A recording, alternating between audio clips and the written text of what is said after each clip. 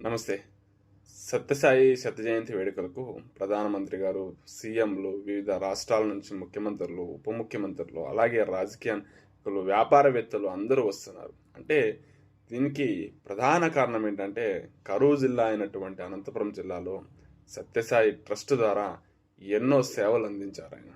ఇప్పుడు కాదు, గత 25 సంవత్సరాల ముందే తాగునీరును ప్రతి మండలానికి ఆయన అందించారంటే సత్యసాయి బాబా యొక్క సేవలు ఎటువంటివని మనం అర్థం చేసుకోవాలి. ఇప్పటికీ ప్రభుత్వాలు తాగునీరు అందించడంలో విఫలమవుతుంది.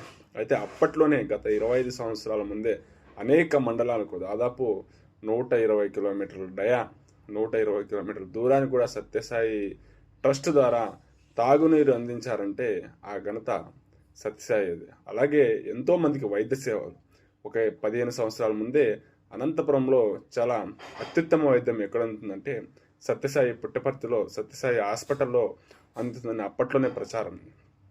దీనికి దానంతటికీ నిదర్శనమే ఈరోజు ముఖ్యమంత్రులు, మంత్రులు, రాజకీయ నాయకులు, ప్రజలు